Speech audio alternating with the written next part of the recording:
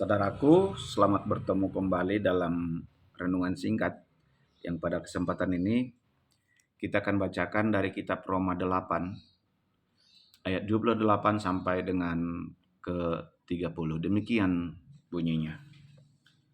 Kita tahu sekarang bahwa Allah turut bekerja dalam segala sesuatu untuk mendatangkan kebaikan bagi mereka yang mengasihi Dia, yaitu bagi mereka yang terpanggil sesuai dengan rencana Allah. Sebab semua orang yang dipilihnya dari semula, mereka juga ditentukannya dari semula untuk menjadi serupa dengan gambarnya, supaya ia, anaknya itu, menjadi yang sulung di antara banyak saudara. Dan mereka yang ditentukannya dan mereka yang dipanggilnya, mereka itu juga dipanggilnya, dan mereka yang dipanggilnya, mereka juga yang dibenarkannya, dan mereka yang dibenarkannya, mereka itu juga yang dimuliakannya. Baik, saudaraku, renungan ini tentunya kita akan tetap mohon petunjuk dari Tuhan melalui Roh-Nya. Kita berdoa, Tuhan, kami mau merenungkan sebagian dari firman-Mu, ajari kami, supaya kami boleh memahami makna dan isi hati-Mu lewat firman-Mu. Amin. Saudaraku, izinkan saya menceritakan sejenak tentang tradisi yang ada pada kita. Apa itu? Jikalau seseorang, yang ini tradisi di kita, jikalau seseorang mengalami sakit penyakit yang cukup lama, tidak dapat nama obat yang akan diberikan kepada kita. Dia tidak menemukan obat yang pas sesuai dengan penyakitnya. Kebiasaan di kita adalah ada orang anggapan mengatakan ada namborunya mengiri-kiri, ada leluhurnya yang mengikuti dia, sehingga leluhurnya itu atau namborunya itu menginginkan supaya dia menjadi hahotan, ya, atau kita sebutkan menjadi tempat bagi roh namborunya itu.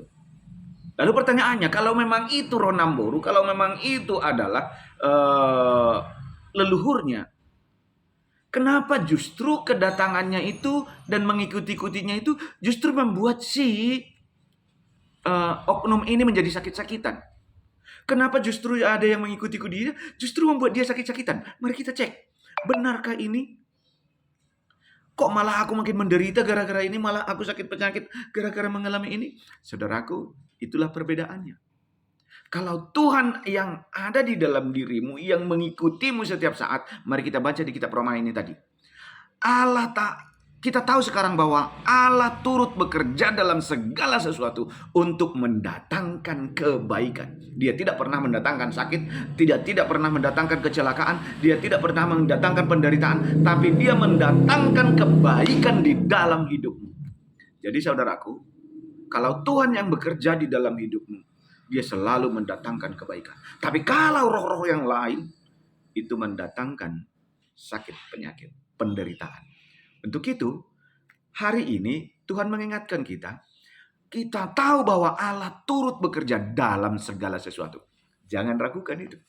Karena itu mendatangkan kebaikan di dalam hidupmu. Dan jika kamu ingin hidupmu hari lepas hari semakin baik, mari imani di dalam dirimu, di dalam hatimu, di dalam kesehatanmu, di dalam cita-citamu. Allah turut bekerja. Amin. Allah turut bekerja di dalam dirimu. Kenapa? Mari kita lihat bagaimana rentetan peristiwa itu terjadi di nats kita ini. Disebutkan seperti ayat berikut. Sebab semua orang yang dipilihnya dari semula, mereka juga akan ditentukannya dari semula untuk menjadi segambar dengan dia, yaitu menjadi anaknya, yaitu menjadi anak sulung baginya. Dan mereka yang ditentukannya dari semula, mereka akan juga dipanggilnya, dan mereka yang dipanggilnya akan mereka juga yang dibenarkannya. Dan mereka yang dibenarkannya akan dimuliakannya. Sedemikian terperincinya bekerjanya Allah di dalam hidup kita. Dipanggil, dipilih menjadi serupa dengan gambarnya, lalu dia akan dibenarkan walaupun dia banyak kekurangan dan kelemahannya, tetapi dia juga dimuliakan. Mari kita lihat cara Tuhan yang luar biasa, yang mengikuti setiap kehidupan kita, yang mengikuti setiap langkah di dalam kehidupan kita. Dia turut bekerja di dalam setiap rancangan kehidupan kita. Lalu kita bertanya, lah kalau gitu kenapa seolah-olah hidupku terkadang dia tidak ada di dalam hidupku? Saudaraku, mari kita berada di dalam logika berpikir saya begini. Pernahkah kita melihat bayangan kita? Seperti ini ada bayangan tangan ya. Di tubuh saya ada bayangan tangan. Kenapa ada bayangan? Karena di sana ada cahaya di baliknya. Setiap kita berada di dalam cahaya pasti ada sebenarnya bayangan. Kapan bayangan itu tidak ada adalah saat kita berada di dalam gelap. Itu tidak ada bayangan. Tapi semasa kita masih ada di dalam lingkungan yang bercahaya, pasti ada bayangan. Saudara-saudaraku, kita lihat di sini. Ada bayangan tangan saya. Kehidupan kita juga begitu.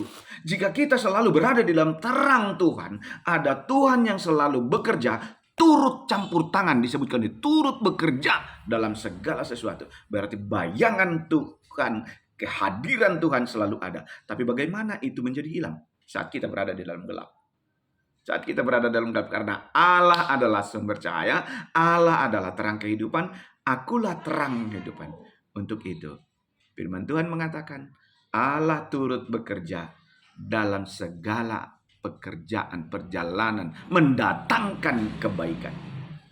Jikalau hidup kita semakin hari semakin diperbaiki, jika harapan kita, keluarga kita, kesehatan kita semakin hari semakin ingin diperbaiki, imani bahwa Allah turut bekerja di dalam setiap kehidupan.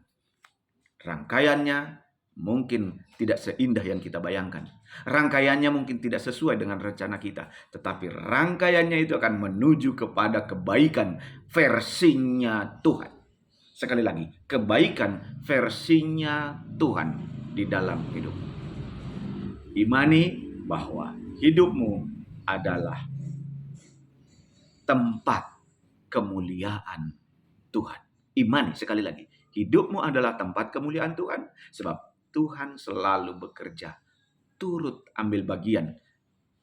Disebutkan di sini, turut bekerja dalam segala sesuatu untuk mendatangkan kebaikan. Selamat menjadi orang baik, selamat hidupmu semakin baik, dan Tuhan bekerja di dalam setiap kehidupanmu. Amin, kita berdoa. Terima kasih Tuhan buat renungan ini. Terima kasih buat kesempurnaan Tuhan yang Tuhan siapkan untuk mendatangkan kebaikan bagi setiap kehidupan kami. Dalam nama Yesus Kristus kami berdoa. Amin.